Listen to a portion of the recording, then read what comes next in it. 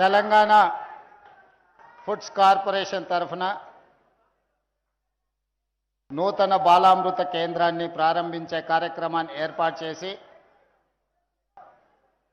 సభాధ్యక్షత వహించిన Telangana foods corporation chairman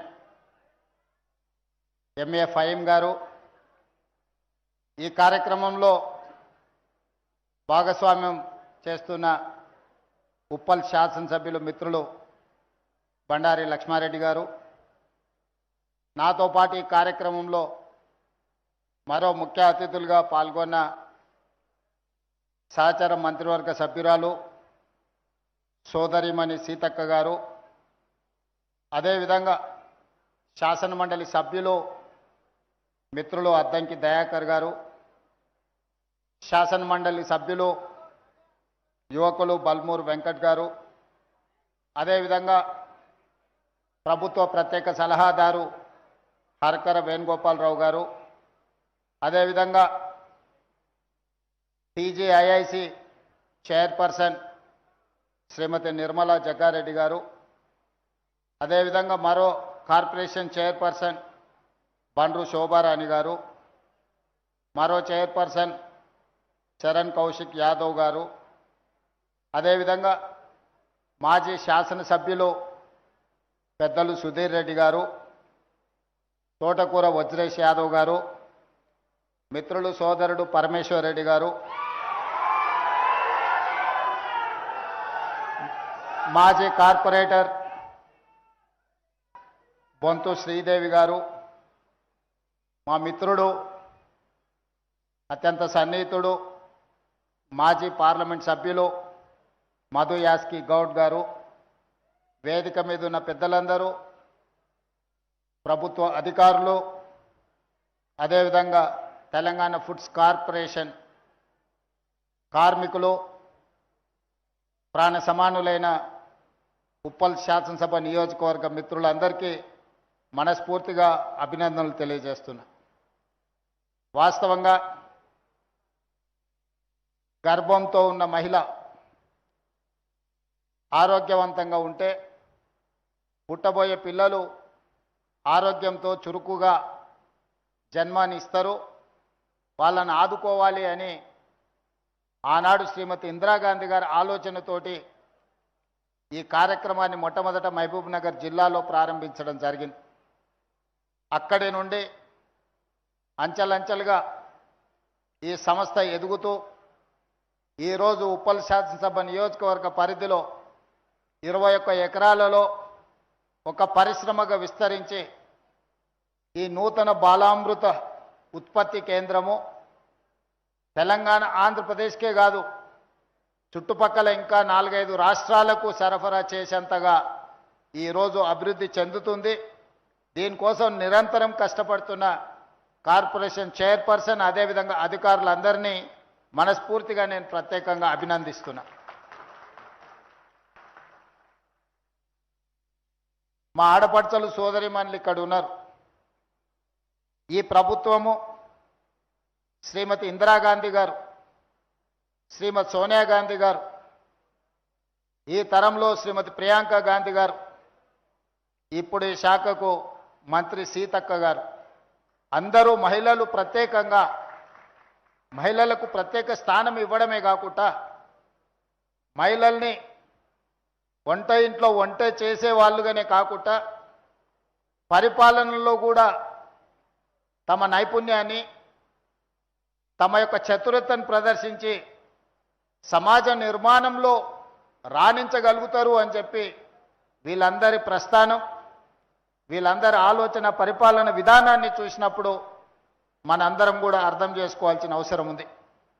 అదేవిధంగా ప్రజాపాలన ఏర్పడ్డ తర్వాత 2 రోజుల్లోనే 48 గంటల లోపే తెలంగాణ రాష్ట్రం నలుమూలలో ఉన్న దాదాపుగా 2 కోట్ల పైగా మహిళలకు ఆర్టీసీలో ఉచిత బస్సు ప్రయాణాన్ని ఏర్పాటు చేయడం ద్వారా విద్య, ఉద్యోగాలు, ఇతర ఆదాయం కోసం మీరు ఎక్కడికి వెళ్ళి పరిశ్రమలలో పనిచేయాలన్నా ఒక్క రూపాయి కూడా బస్సు కిరాయిలు చెల్లించకుండా ఎంత దూరమైనా వెళ్ళి పని చూసుకొని తిరిగి సకాలంలో ఇంటికి చేరుకునే విధంగా మహిళలకు ఆర్టీసీలో బస్సు ఉచిత ప్రయాణాన్ని ఏర్పాటు చేయడం జరిగింది. తద్వారా పనికి వెళ్తున్న మహిళలకు కనీసం నెలకు ఒక 10,000 రూపాయలు ఆదా అయ్యే పరిస్థితి ఈరోజు రాష్ట్రంలో ఉన్నది. ఇప్పటి వరకు మహిళలకు ఉచితంగా బస్సు ప్రయాణాన్ని ఏర్పాటు చేసినందుకు తెలంగాణ రాష్ట్రం ఆర్టీసీ కార్పొరేషన్కి 11,000 కోట్ల రూపాయలు చెల్లించడం జరిగింది. అంటే ప్రభుత్వం మీ తరఫున మీ భారాన్ని ప్రభుత్వం 11,000 కోట్ల రూపాయలు 30 నెలల్లో చెల్లించింది అని అంటే ఎంత మీ పట్ల ఈ ప్రభుత్వం ప్రత్యేక శ్రద్ధ కనబరుస్తుందో దీన్ని బట్టి మీరు అర్థం చేసుకోవాలి. అదేవిధంగా ఈనాడు ఇందిరమ్మ ఇల్లు ఇస్తే మహిళ పేరు మీదనే ఇవ్వాలి. దాదాపుగా 6.5 లక్షలు 7 లక్షల ఇండ్లు ఈరోజు తెలంగాణ రాష్ట్రంలో ఇల్లు నిర్మించుకుంటున్నారంటే ప్రతి ఇల్లు మహిళ పేరు మీదనే ఈనాడు మనం కేటాయించడం జరిగింది. ఇల్లే కాదు, ఇంట్లో 200 యూనిట్లు ఉచిత కరెంటు. అదేవిధంగా గతంలో రేషన్ కార్డు రావాలంటే గగనం ఉండే. ఈరోజు అడిగిన ప్రతి వారికి, అర్హత ఉన్న ప్రతి వారికి రేషన్ కార్డు ఇవ్వడమే కాకుండా 3,28,00,000 తెలంగాణ బిడ్డలకు సన్న బియ్యం 6 కిలోల చొప్పున ఈరోజు రాష్ట్ర ప్రభుత్వం అందిస్తుంది. మా అక్కలు ఇక్కడ ఉన్నారు, అందరు సన్న బియ్యం తెచ్చుకుంటున్నారు కదా, అదే సన్న బియ్యం వండుకుంటున్నాం కదా మనం, అదే మన సంటి పిల్లలకు తినిపిస్తున్నాం కదా. మరి ఒకప్పుడు దొడ్డు బియ్యం వస్తే బర్లకు దాణా పెట్టే పరిస్థితి ఉండే గ్రామాలలో. మరి ఇక్కడైతే నాకు తెలియదు హైదరాబాద్లో, కానీ గ్రామాలలో ఆ పరిస్థితి ఉండే. అందుకే ఈరోజు రేషన్ కార్డు కావచ్చు, సన్న బియ్యం కావచ్చు, ఇందిరమ్మ ఇల్లు కావచ్చు, తొందరలోనే హైదరాబాద్ నగరంలో కూడా 1,00,000 ఇందిరమ్మ ఇల్లు కట్టి పేదలకు అందించే కార్యక్రమాన్ని ఈనాడు చేపట్టబోతున్నాం. ఇప్పటి వరకు 4.5 లక్షల ఇండ్లు గ్రామీణ ప్రాంతాలలో కట్టినాం. మరి పట్టణ ప్రాంతాలలో భూమి ధర బంగారానికంటే పిరమైపోయి వజ్రాల ధర వలుకుతుంది ఇవాళ భూమి. ఇవాళ పేదోళ్ళు ఒక గజం ఏదైనా భూమి తీసుకుందామంటే జీవితకాలం కష్టపడ్డా కొనలేని పరిస్థితి ఉంది. అందుకే ఈనాడు ఏ విధంగా పట్టణ ప్రాంతంలో ఉన్న పేదలను ఆదుకోవాలని 1,00,000 ఇందిరమ్మ ఇండ్లను పట్టణ ప్రాంతంలో కట్టి పేదలకు పంచి పెట్టాలి అని ఈరోజు కార్యక్రమాన్ని తీసుకున్నాం. గృహ నిర్మాణ శాఖ మంత్రి నిరంతరం ఆ కార్యక్రమాలను పర్యవేక్షిస్తున్నాడు. అదేవిధంగా ఈరోజు పట్టణ ప్రాంతంలో ఉండే వాళ్ళకు మహిళలకు బస్సులో ఉచిత ప్రయాణమే కాదు, 1000 బస్సులకు యజమానులను ఈరోజు మహిళల్ని చేయడం జరిగింది. 1000 మెగావాట్ల సోలార్ విద్యుత్ ఉత్పత్తి కేంద్రాలను ఇవాళ మహిళలకు ఇచ్చినాం. హైటెక్ సిటీ శిల్పారామం అంటే శ్రీమంతులే ఉండే ప్రాంతం, పెద్ద పెద్ద కంపెనీలు ఉండే ప్రాంతం అని ఇప్పటివరకు మనం అనుకున్నాం. కానీ శిల్పారామం పక్కన హైటెక్ సిటీ అంచున 3.5 ఎకరాలు 1000 కోట్ల ప్రాపర్టీ ఈరోజు ఇందిరా మహిళా శక్తి కేంద్రాలుగా మార్చి 150 షాప్స్ రాష్ట్రం నలుమూలల వాళ్ళు తయారు చేసిన వస్తువులను అక్కడ అమ్ముకోవడానికి ఈరోజు ఇందిరా మహిళా శక్తి నైట్ బజార్ని ఈరోజు మహిళలకు కేటాయించి వ్యాపారంలో కూడా మహిళల్ని రాణించే విధంగా ఈరోజు మన ప్రభుత్వం ప్రయత్నం చేస్తుంది. నా లక్ష్యం ఒక్కటే, 2034 సంవత్సరం లోపల 1 కోటి మంది ఆడబిడ్డల్ని కోటీశ్వరులను చేసే వరకు విశ్రమించేది లేదు. ఈరోజు 1 కోటి మంది ఆడబిడ్డల్ని కోటీశ్వరులను చేయడానికి అన్ని రకాల ప్రణాళికలు, వాళ్ళకు ఉద్యోగ ఉపాధి అవకాశాలే కాకుండా వ్యాపారం చేసుకోవాల్సిన అవసరమైన మెలకువలు కూడా. ఒకప్పుడు రిలయన్స్ వాళ్ళకి పెట్రోల్ బంకులు ఉండేది, అమ్మానీలు పెట్రోల్ బంకులు నడిపేది.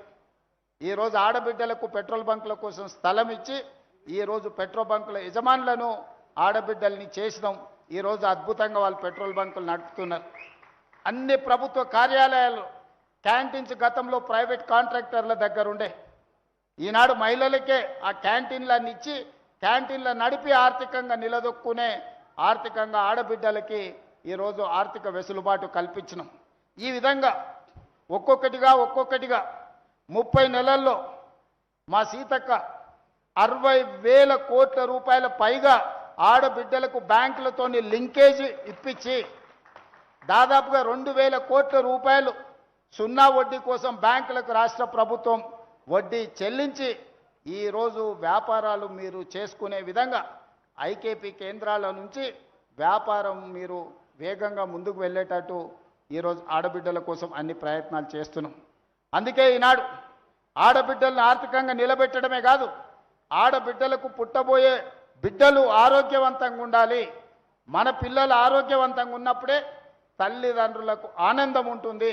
ఈరోజు అందుకే తల్లి గర్భం దాల్చినప్పటి నుంచి 6 సంవత్సరాలకు పెరిగే వరకు బలవర్ధకమైన పోషకాహారం పేద పిల్లలకి ఇవ్వాలి. ఈరోజు వాళ్ళని ఆదుకోవాలన్న ఆలోచనతోని ఈ బాలామృత ఉత్పత్తి కేంద్రాన్ని ఈరోజు ప్రారంభించినాం. 100% న్యూట్రిషన్ ఫుడ్. మీ కార్మిక సంఘం నాయకుడు ఇక్కడనే ఉన్నారు, జనక్ ప్రసాద్ గారు. వారు సింగరేణి కార్మిక సంఘమే కాదు, ఈరోజు టీజే ఫుడ్స్ కార్మిక సంఘానికి కూడా అధ్యక్షుడు ఉన్నాడు. వారికి తెలుసు ఈరోజు ఈ ప్రభుత్వం ఎంత చిత్తశుద్ధితోటి ఈ పిల్లల ఆరోగ్యాన్ని కాపాడడానికి, వీళ్ళే భవిష్యత్ తరాలు, ఈ దేశ భవిష్యత్తు. వీళ్ళ ఆరోగ్యాన్ని కాపాడినప్పుడు వీళ్ళను సొంత కాళ్ళ మీద నిలబడే విధంగా రాష్ట్ర ప్రభుత్వం తీర్చిదిద్దినప్పుడే నిజమైన తెలంగాణ, అభివృద్ధి చెందిన తెలంగాణ, ఆరోగ్యవంతమైన తెలంగాణగా మనం అవతరిస్తాం. అందుకే ఈనాడు ఈ పిల్లల కోసం ఒక మంచి కార్యక్రమాన్ని మా కార్పొరేషన్ అందరూ కలిసి ఇంత మంచి కార్యక్రమాన్ని ఏర్పాటు చేసిండ్రు. దీన్ని ఇంకా పాఠశాలల్లో గతంలో నర్సరీ కానీ, ఎల్కేజీ కానీ, యూకేజీ కానీ ప్రభుత్వ పాఠశాలల్లో లేదు. ముఖ్యంగా పట్టణాల్లో వలస వచ్చి పనులు చేసుకునే వాళ్ళ పిల్లలు చదువుకోవాలంటే ప్రైవేట్ స్కూళ్ళకు పంపించాల్సిన పరిస్థితి. వేలకు వేలు, లక్షలకు లక్షలు ఫీజులు కట్టలేక సంపాదించినంత మొత్తం తల్లిదండ్రుల కష్టమంతా అయితే విద్యకు లేకపోతే వైద్యానికి ఖర్చు పెట్టుకునే పరిస్థితి. అందుకే ఆలోచన చేసి ఈరోజు నర్సరీ నుంచి 12th క్లాస్ వరకు నాణ్యమైన విద్యను అందించడమే కాకుండా పొద్దున్నే లేచి పరిశ్రమలలో పనిచేసే తల్లులు పనికి వెళ్ళిపోతారు. పిల్లలకు భోజనం పెట్టే పరిస్థితి ఉండదు, పాలు ఇచ్చే పరిస్థితి ఉండదు ఆర్థికంగా. అందుకే ఈనాడు రాష్ట్ర ప్రభుత్వం వాళ్ళందరి కష్టాన్ని గుర్తించి కష్టం నుండి వాళ్ళని దూరం చేయడానికి ఈరోజు నర్సరీ నుంచి 12th క్లాస్ వరకు బ్రేక్ఫాస్ట్తో పాటు లంచ్, ఒక నాణ్యమైన భోజనం పెట్టాలని ఈరోజు గొప్ప పథకాన్ని ప్రభుత్వం ప్రారంభించింది. ఒకరోజు పాలు, ఒకరోజు రాగి జావ, ఇంకొక రోజు ఇడ్లీ, ఇంకొక రోజు వడ, ఇంకొక రోజు పూరి. ఇట్లా శ్రీమంతులు వాళ్ళ పిల్లలు ఏ విధంగా అయితే పొద్దున బ్రేక్ఫాస్ట్ చేస్తారో ఈరోజు పేదోళ్ళ పిల్లలకు ప్రభుత్వము ఈరోజు బ్రేక్ఫాస్ట్ కార్యక్రమాన్ని ప్రారంభించింది. పిల్లలు స్కూల్కి వచ్చి ఆకలితో కడుపుతో ఉంటే టీచర్లు ఏం చదువు చెప్పినా పిల్లలకు ఆలోచనలకు తట్టదు. కడుపులో ఆకలి ఉంటే చదువు తలకెక్కదు. కానీ తల్లిదండ్రులకేం పొద్దున్నే లేచి ఉద్యోగానికి వెళ్ళాలి. తల్లులు బయటికి వెళ్ళి పని చేయలేకపోతే కుటుంబం గడవడం పరిస్థితి కష్టం. ఇంటి కిరాయిలు, ఇంటి అవసరాలు, ఒక్కొక్కసారి ఇంటి అయినా సాయంత్రం చేసుకునే దావతులు, ఇవన్నీ కూడా కుటుంబ భారం అంతా మహిళ మీదనే పడే పరిస్థితి. మా అక్క నవ్వుతుంది ఆడ. నిజమే కదమ్మా నేను చెప్పింది. ఇంటి ఆయన జేబులో నగదు ఉంటే పోయి బెల్ట్ షాప్కి ఇచ్చొస్తాడు. అదే అమ్మ దగ్గర నగదు ఉంటే బడికి పోయి ఫీజు కట్టేస్తాడు. మా పిల్లగాడు చదువుకుంటే నేను కష్టపడ్డా, నా జీవితం ఇట్లయినా సరే నా పిల్లగాడు చదువుకోవాలి, వాడు పెద్దోడై ప్రయోజకుడై గౌరవంతో పాటు ఆర్థికంగా నిలదొక్కోవాలని తల్లి కోరుకుంటుంది. తండ్రి ఉంది, వాడు పెద్దగా ఏదో పని చేసి బతడలే, నేను వాణి చేసేదే ఉంది అనుకుంటే తల్లి మాత్రం పిల్లగాడు పెరిగి పెద్దయి ప్రయోజకుడు కావాలని తల్లి కోరుకుంటుంది. ఆ తల్లి మనసులో మాటను గుర్తించి ఈరోజు పేద పిల్లలకు నాణ్యమైన విద్యను అందించాలి.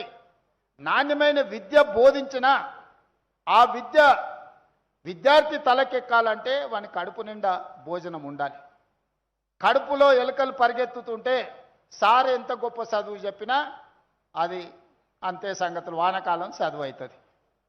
అందుకే ఇవాళ ప్రతి స్కూల్లో పిల్లలకు బ్రేక్ఫాస్ట్తో పాటు నాణ్యమైన భోజనం, సన్నబియ్యంతో భోజనం, ఈ వసతులు ఇవ్వాలి అని అంటే ప్రభుత్వం ఈరోజు వాళ్ళ మీద కొంత వెచ్చించాలి. ఇది నేను ఖర్చుగా భావిస్తలేను.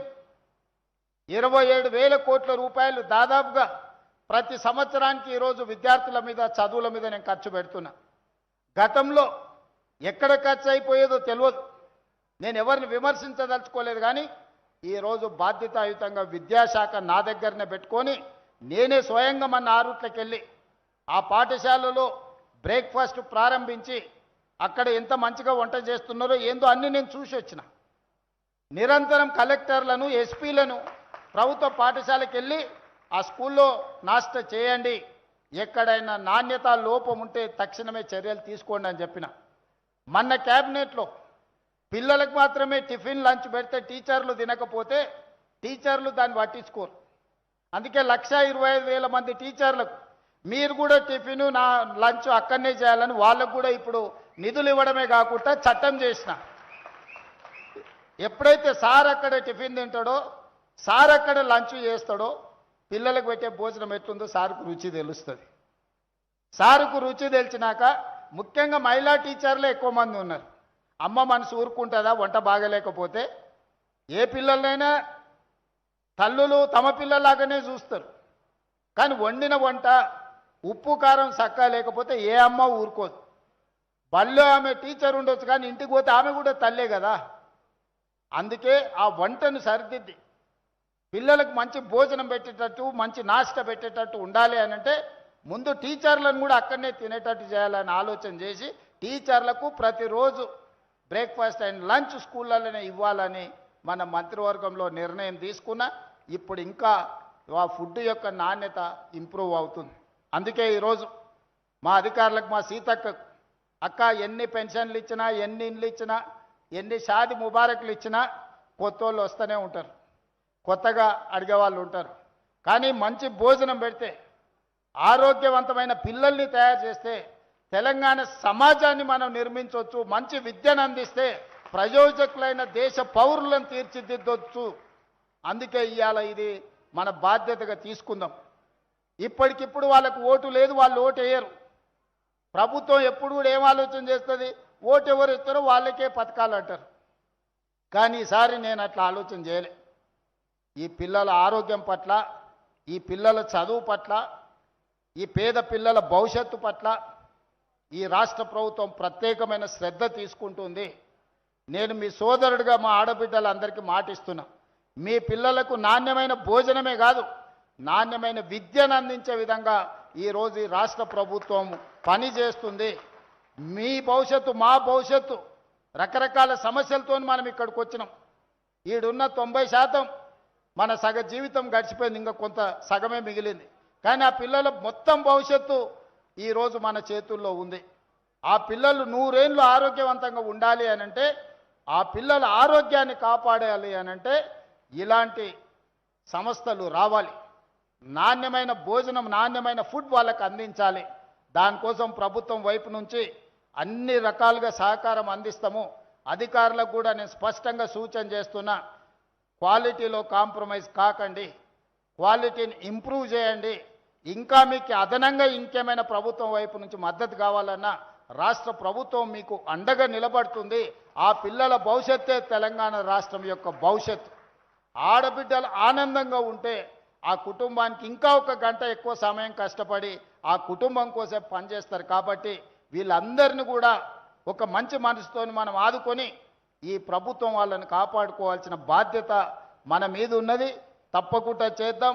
అదేవిధంగా ఉప్పల్ శాసనసభ నియోజకవర్గం 2019 పార్లమెంట్ ఎన్నికల్లో 10,000 పైగా మెజారిటీ ఇక్కడ నుంచి మీరు అందించిండ్రు. నేను సరిగ్గా 10,639 ఓట్లతోటి పార్లమెంట్ సభ్యుడిగా గెలిచిన. ఆ రోజు పార్లమెంట్ సభ్యుడిగా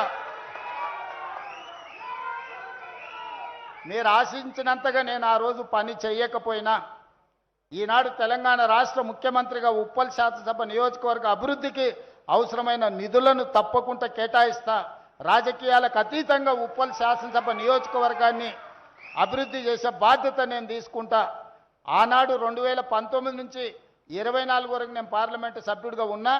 మీరు ఆశించిన మేరకు ఇక్కడ నిధులు నేను తీసుకురాలేకపోయినా ఈరోజు తెలంగాణ రాష్ట్ర ముఖ్యమంత్రిగా ఇవ్వగలిగిన అధికారం, ఇవ్వగలిగిన అవకాశం నాకు దక్కింది. తప్పకుండా నియోజకవర్గానికి సంబంధించిన మిత్రుడు పరమేశ్ చెప్పిన, బండారు లక్ష్మారెడ్డి గారు చెప్పిన ఈ పనులన్నిటిని కూడా చేసి ఒక మంచి అభివృద్ధి చెందిన శాసనసభ నియోజకవర్గంగా ఉప్పల్ని అభివృద్ధి చేస్తానని తెలియజేస్తూ మీ అందరి దగ్గర సెలవు తీసుకుంటున్నా. ధన్యవాదాలు మిత్రులారా.